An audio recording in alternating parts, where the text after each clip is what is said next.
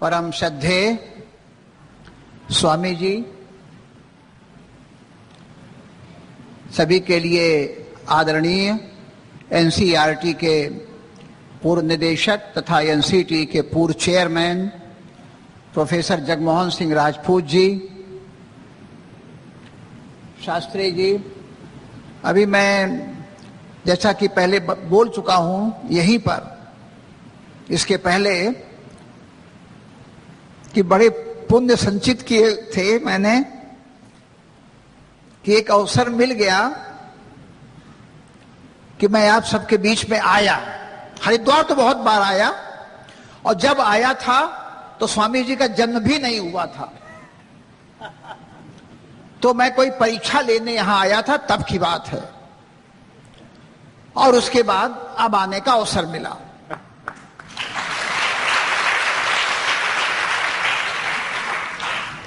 जो कुछ होता है प्रारब्ध के अनुसार होता है और उसके पीछे कुछ प्रयोजन होता है।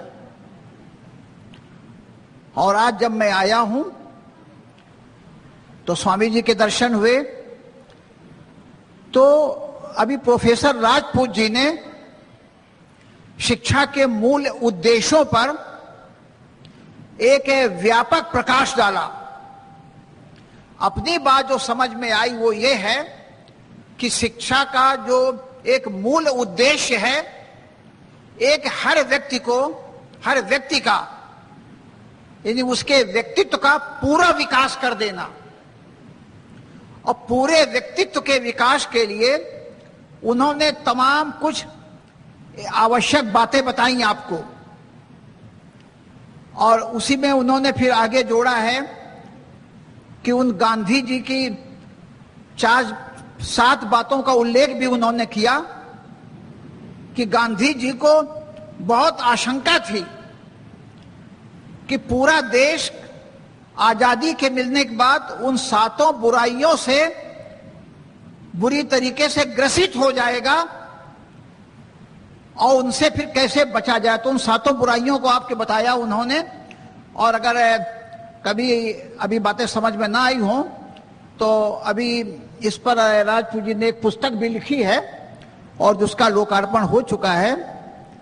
तो 7 सोशल सिंस के पुस्तक है वो। और अंत में एक राजपूत जी को शिक्षा के क्षेत्र में काम करने के लिए यूनेस्को का पुरस्कार मिला।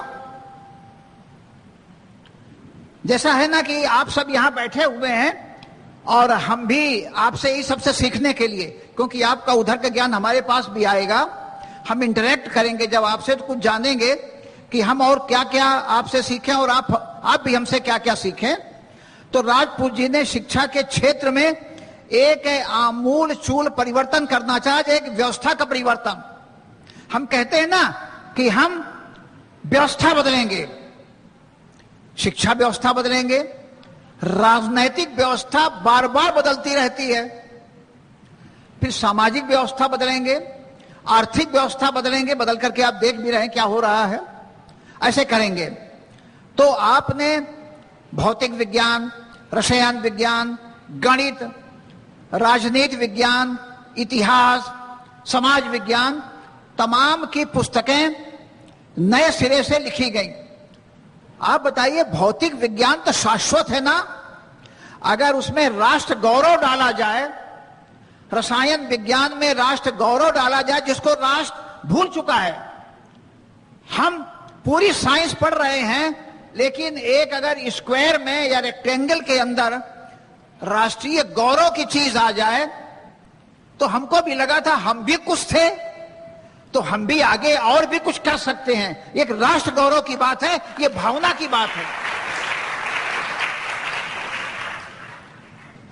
तो क्या आपने कभी सुना है कि शिक्षा का भी भगवाकरण होता है क्या?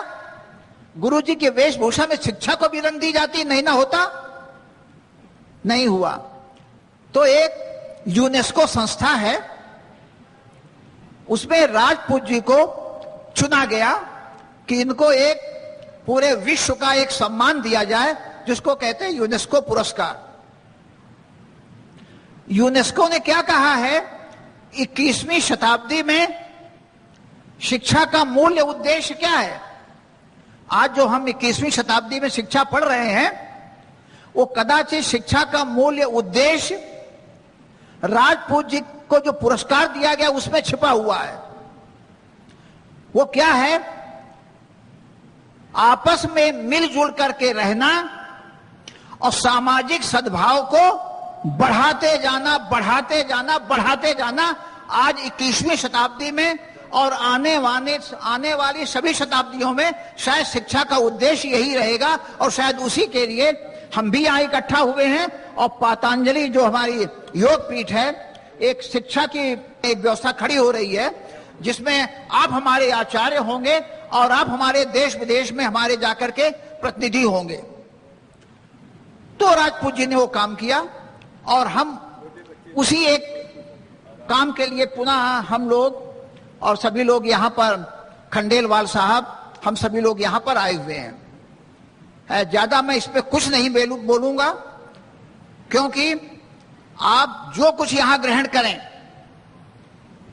आधे अधूरे मन से ग्रहण ना करें, पूरे मन से ग्रहण करें, क्योंकि आप एक भयंकर एक तपस्या में लीन हो। दुनिया के सुख साधन सबको छोड़ करके आप आ गए हो शिक्षा के इस भव्यतम मंदिर में, और जब इस भव्यतम मंदिर में आप आ ही गए हैं तो पूरे तन मन से, धन तो आपको छुएगा नहीं, जिसको धन नहीं छुएगा वो बहुत कुछ कर ले जाएगा, तो पूरे तन और मन से पूरी शिक्षा व्यवस्था को एक परिवर्तन के लिए, जैसे एक आह्वान होता है यहाँ पर, उसके लिए गुरुजी ने सबका आह्वान किया है और एक नई शिक्षा व्यवस्था दी है। एक गुरुकुल पद्धति है, एक आयुर्विज्ञान संस्थान भी है यहाँ पर।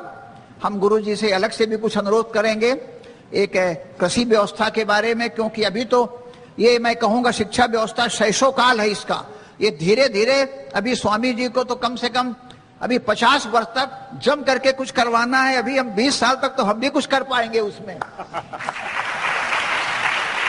तो अभी लगातार आपके बीच में हम आते रहेंगे, पर हमें एक अद्भुत एक क्षण, एक आनंद के क्षण आपसे बांट करके आपसे जा रहे हैं। बहुत कुछ आपसे सीख के जाएंगे, बहुत कुछ दे के जाएंगे और बार बार आएंगे। ये सभी जो ग्रेजुएट्स हैं, ये हमारी जो ग्रेजुएट छात्राएं, इन सब से मिल करके हम जाएंगे और आपस में तमाम विचारों का आदान प्रदान होगा। बहुत बहुत धन्यवाद।